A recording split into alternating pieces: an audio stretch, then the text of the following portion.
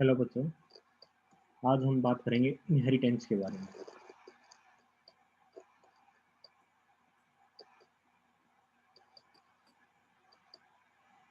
Inheritance होता क्या है? देखो, जो इनहेरिट करना किसी चीज़ को, जैसे आप हो, आपने अपनी कुछ प्रॉपर्टीज है, जैसे कुछ, जैसे हम कहते हैं कि नक्शा है चेहरे का, या कुछ आपका जो बोलने का ढंग है, या आपकी आंखों की शेप है, कानों की शेप है, मुंह की शेप है, या आपकी कदकाठी है, वो आप कैसे गेन करते हो? वो प्रॉपर्टीज आपके अंदर आई है आपके पेरेंट्स से। आपके पेरेंट्स में वो प्रॉपर्टी आई थी आपके दादा और फैमिली मेंबर से, है ना? तो इस चीज को हम इनहेरिटेंस बोलते हैं। इनहेरिट करना प्रॉपर्टीज को, मतलब आपने कुछ चीजें हैं वो दूसरों से गेन करी है। ठीक है, आपने ठीक है कुछ क्वालिटीज अपने अंदर खुद डेवलप करी है, लेकिन बहुत सारी चीजें हैं जो वाया जीन्स आपने अपने पेरेंट्स से ली है। ठीक है, तो इसको हम इनहेरिटेंस, इनहेरिट करना प्रॉपर्टी को, उसको इनहेरिटेंस कह देते हैं हम। तो सी प्लस प्लस के अंदर भी इनहेरिटेंस का कंसेप्ट होता है कि भाई आपने जब कुछ चीज एक बार डेवलप कर दी, तो उसी चीज को बार बार रीयूज करना, उसी चीज को किसी दूसरी क्लास के अंदर उस प्रॉपर्टी जो एक क्लास के अंदर हमने जो कुछ फंक्शनैलिटी, कुछ प्रॉपर्टीज हमने डिफाइन करी है किसी क्लास के अंदर, उसी को किसी दूसरी क्लास के अंदर लेके आना, उसको हम इनहेरिटेंस बोलते हैं। इनहेरिटेंस का सबसे बड़ा बेनिफिट क्या होता है? देखो, एक तो आपको रीयूजेबिलिटी की फंक्शनैलिटी मिलती है।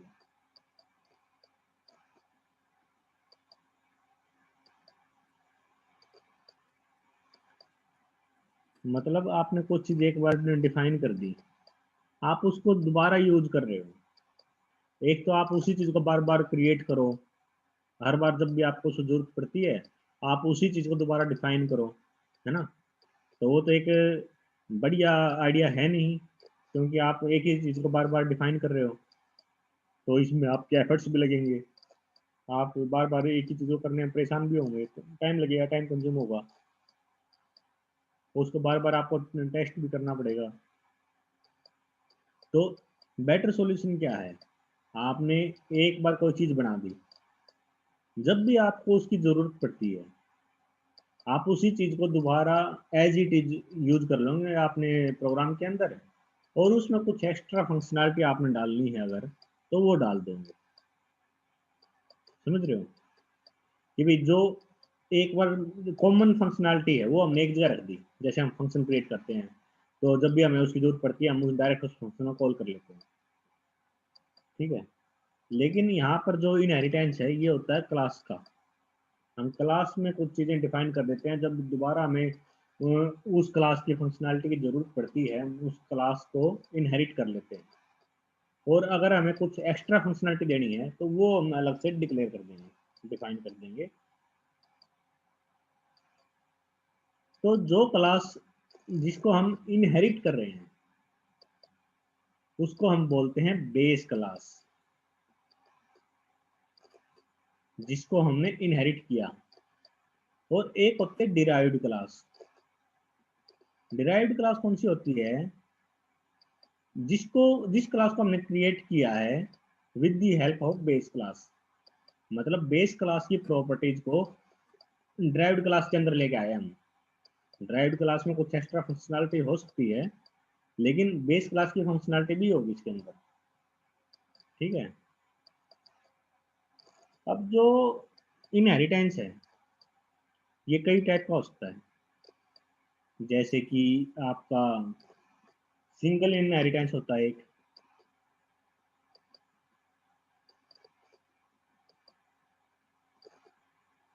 सिंगल इनहेरिटेंस किसको कहते हैं हम? मान लिया आपके पास कोई एक बेस क्लास है, मान लेते हैं कि ये अपनी बेस क्लास है। ठीक है, इसको हमने डिराइव्ड क्लास में इनहेरिट कर लिया, मान लेते हैं ये अपनी डिराइव्ड क्लास है। तो जो सिंगल इनहेरिटेंस होता है जिसमें हम एक ही क्लास को डायरेक्टली इनहेरिट करते हैं डिराइव्ड क्लास के अंदर, तो उसको हम सिंगल इनहेरिटेंस बोलते हैं। एक होता है मल्टी लेवल इनहेरिटेंस।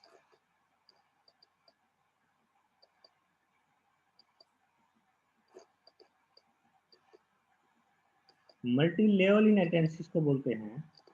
देखो नाम से पता चल रहा है मल्टीपल लेवल्स।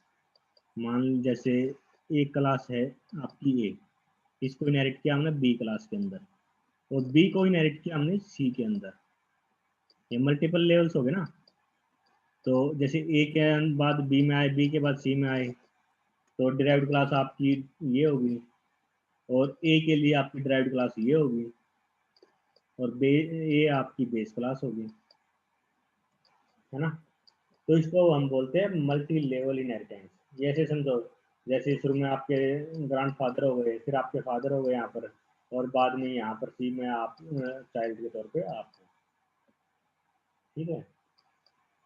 इसको हम मल्टी लेवल इनहेरिटेंस बोलते हैं। एक होता है आपका मल्टीपल इनहेरिटेंस।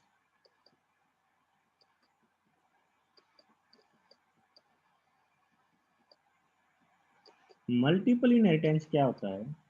देखो मल्टीपल नाम से पता चल रहा है मल्टीपल है, मल्टीपल को हमने इनहेरिट किया है।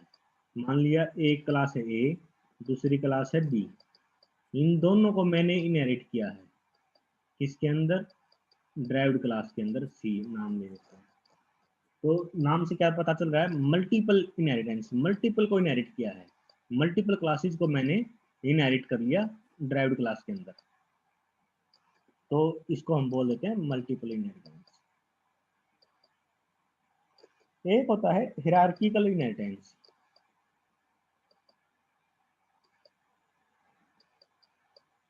हिरार्किकल, इसमें क्या होता है? एक बेस क्लास होगी, इसको हम इनहेरिट करेंगे मल्टीपल ड्राइव्ड क्लास के अंदर। मान लेते हैं एक ड्राइव्ड क्लास बी है, एक सी है, और एक डी है, समझ रहे हो। एक बेस क्लास होगी और मल्टीपल डिराइव्ड क्लास होगी, तो उसको हम बोल देते हैं हिरार्किकल। फिफ्थ है आपका हाइब्रिड इनहेरिटेंस। हाइब्रिड इनहेरिटेंस ये बेसिकली क्या है? मिक्सचर है मल्टीपल टाइप के इनहेरिटेंस का। इसमें सिंगल भी आ जाता है, इसमें मल्टी लेवल भी आ जाता है, मल्टीपल भी आ जाता है, ठीक है। जैसे मान लिया क्लास ए है, क्लास ए को हमने इनहेरिट कर लिया बी और सी के अंदर। मान लिया ये बी है और ये आपका सी है, और इसको फर्दर हमने इनहेरिट कर लिया डी के अंदर। इसके अंदर मल्टी लेवल भी आ गया, इसके अंदर आपका मल्टीपल इनहेरिटेंस भी आ गया, ठीक है ना। और इसके अंदर मल्टीपल हो गया है आपका, और मल्टी लेवल भी है।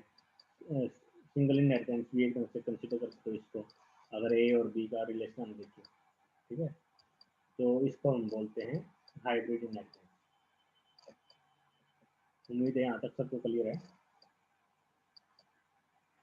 अब देखेंगे कि डिराइव्ड क्लास में हम किसी क्लास को इनहेरिट कैसे करते हैं। तो उसका करने का तरीका क्या है? मान लेते हैं कि भाई आप अपने पास एक क्लास है बेस, बेस क्लास है, इसको इनहेरिट कर रहे हैं हम डिराइव्ड के अंदर, ठीक है। तो कैसे करेंगे? मान लेते हैं कि आपने एक बेस क्लास डिफाइंड कर रखी है, क्लास बेस, इसके अंदर आपने कुछ कोड लिख रखा है, और ये क्लास बेस है। हमने क्लास बेस को इनहेरिट करना है डिराइव्ड के अंदर। तो क्लास डी को कैसे डिक्लेयर करूंगा मैं क्लास डिराइव्ड को? इसके लिखने का तरीका होता है क्लास डिराइव्ड। जैसे कोई भी क्लास आप क्रिएट करते हो, यहाँ मैंने डिराइव्ड नाम लिया है, क्लास का नाम आपका कुछ भी हो सकता है, कोई जरूरी नहीं है डिराइव्ड है। ऐसे ही बेस क्लास का नाम बेस मैंने ले लिया है, लेकिन कुछ भी हो सकता है। अब क्लास ड्राइव्ड मैं लिखूंगा, जैसे हम कोई भी क्लास क्रिएट करते हैं, और इसके बाद कोलन आएगा, ठीक है। उसके बाद विजिबिलिटी मोड, ये क्या होता है बताऊंगा मैं भी। विजिबिलिटी मोड और बेस क्लास का नाम। बेस क्लास कौन सी अपनी? बेस। जो भी इस क्लास का मैंने नाम दिया हुआ वो नाम यहाँ पर आ जाएगा। अब विजिबिलिटी मोड क्या है? देखो, आपने जो क्लास इनहेरिट करनी है बेस क्लास,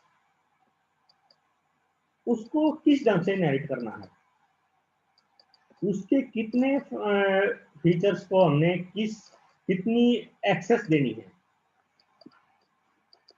वो पता चलता है अपना विजिबिलिटी मोड से। ये आपका पब्लिक भी हो सकता है या फिर प्राइवेट। अगर आपने कोई भी विजिबिलिटी मोड नहीं लिखा तो उसको हम डिफॉल्ट कहते हैं, और बाय डिफॉल्ट वो प्राइवेट ही होगा। समझ में आ रही है बात? या तो ये पब्लिक होगा या प्राइवेट होगा, अगर आप मेंशन कर रहे हो तो। अगर आपने कुछ भी मेंशन नहीं किया तो ये बाय डिफॉल्ट प्राइवेट होगा, ठीक है। अब ये पब्लिक और प्राइवेट है, इसका क्या यूज है, क्या क्या मतलब है? देखो, मैं क्लास लेता हूं अपनी ड्राइव्ड, क्लास डिराइव्ड, मान लेता हूं मैं इसको पब्लिकली इनहेरिट करता हूं। पब्लिक बेस क्लास का नाम बेस, ठीक है। अब मैं जब पब्लिक लगाता हूं तो इसका क्या मतलब है? पब्लिक का मतलब है, देखो, जो बेस क्लास आपकी, इसके अंदर पब्लिक सेक्शन भी होता है, हो सकता है, और प्राइवेट भी होता है। प्राइवेट सेक्शन आपका कभी भी इनहेरिट नहीं होता, उसको इनहेरिट होता है, लेकिन उसको आप ड्राइव्ड क्लास के ऑब्जेक्ट की हेल्प से, प्राइवेट जो मेंबर है बेस क्लास के, उसको आप नहीं यूज कर सकते। वो प्राइवेटली ही आपके ड्राइव्ड क्लास के अंदर आएगा। और प्राइवेट मेंबर को कैसे यूज करते हो? मेंबर फंक्शन के थ्रू। तो जो बेस क्लास का प्राइवेट सेक्शन है, उसको अगर आपने यूज करना है तो डिराइव्ड क्लास का जो मेंबर फंक्शन होंगे उसकी हेल्प से यूज कर सकते हैं। समझ में आई बात? प्राइवेट जो मेंबर होंगे बेस क्लास के, वो डिराइव्ड क्लास के अंदर भी प्राइवेट होंगे। समझ रहे हो? वो एज इट इज आगे प्राइवेट ही डिराइव्ड के अंदर। और प्राइवेट को कभी भी आप क्लास के बाहर यूज नहीं कर सकते। तो उसको यूज करने का तरीका क्या होता था अपना? मेंबर फंक्शन के थ्रू। सेम चीज है। लेकिन जो पब्लिक सेक्शन के अंदर है आपका बेस क्लास के अंदर, वो डिराइव्ड के अंदर भी पब्लिक है। इसका मतलब क्या है? अगर पब्लिक है तो ड्राइव्ड क्लास के अंदर कोई भी मेंबर, उसको आप क्लास के बाहर with the help of object आप यूज कर सकते हो, है ना? बिल्कुल आसान है समझना। अगर ये प्राइवेट है, प्राइवेट, प्राइवेट का क्या मतलब है? जो बेस क्लास का पब्लिक और प्राइवेट है, प्राइवेट तो प्राइवेट रहेगा ही ड्राइव्ड क्लास के अंदर भी, उसमें तो कोई अंतर है ही नहीं। लेकिन जो पब्लिक भी है वो भी ड्राइव्ड क्लास के अंदर प्राइवेट हो जाएगा। जो मैंने प्राइवेट लिखा, तो ये बेस क्लास प्राइवेटली इनहेरिट होगी ड्राइव्ड क्लास के अंदर। अब जो मेंबर आपका प्राइवेट है उसको आप सीधी सी बात है क्लास के बाहर यूज कर ही नहीं सकते। उसको यूज करने के लिए आपको ड्राइव्ड क्लास का मेंबर फंक्शन यूज करना पड़ेगा। समझ रहे हो? अगर इसने यहाँ पर कुछ भी नहीं लिखा, सिर्फ ये लिख दिया क्लास ड्राइव्ड कोलन बेस, इसका मतलब क्या है? बेस क्लास प्राइवेटली इनहेरिट हुई है ड्राइव्ड क्लास के अंदर। प्राइवेटली इनहेरिटेड, ये तो सीधी सी बात है, पब्लिक मेंबर और प्राइवेट मेंबर दोनों के दोनों आपके प्राइवेट है ड्राइव्ड के अंदर। प्राइवेट है तो सीधी सी बात आप उसको क्लास के बाहर यूज नहीं कर सकते, उसको ड्राइव्ड क्लास के मेंबर फंक्शन की हेल्प से प्राइवेट सेक्शन को आप यूज करोगे।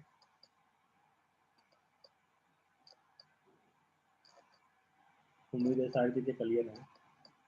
अगर मैं एक शॉर्ट समरी बताऊं इसकी, शॉर्ट समरी क्या है, प्राइवेट मेंबर आपका हमेशा प्राइवेट ही होगा ड्राइव्ड क्लास के अंदर। फिर उसको आप मेंबर क्लास, जो क्लास का मेंबर फंक्शन है उसकी हेल्प से आप यूज कर सकते हो, क्लास के बाहर यूज नहीं कर सकते ऑब्जेक्ट्स की हेल्प से। और जो पब्लिक मेंबर है वो पब्लिकली इनहेरिट करोगे बेस क्लास को तो वो पब्लिक है, प्राइवेटली इनहेरिट करोगे तो वो प्राइवेट है, बस ये अंतर है। पब्लिकली बेस क्लास के पब्लिक सेक्शन को अगर आपने पब्लिकली नहीं इनहेरिट कर रखा है बेस क्लास को तो पब्लिक सेक्शन आपका पब्लिक रहेगा। अगर प्राइवेट है, आपने इनहेरिट प्राइवेटली किया है, तो पब्लिक सेक्शन भी आपका प्राइवेट हो जाएगा। फिर कोई भी बेस क्लास का मेंबर आपका प्राइवेटली इनहेरिट नहीं होगा, सॉरी पब्लिकली इनहेरिट नहीं होगा उस केस में। उम्मीद है यहाँ तक सबको क्लियर है। अगर कोई डाउट है तो पूछ लेना, आगे अगले क्लास में देखेंगे।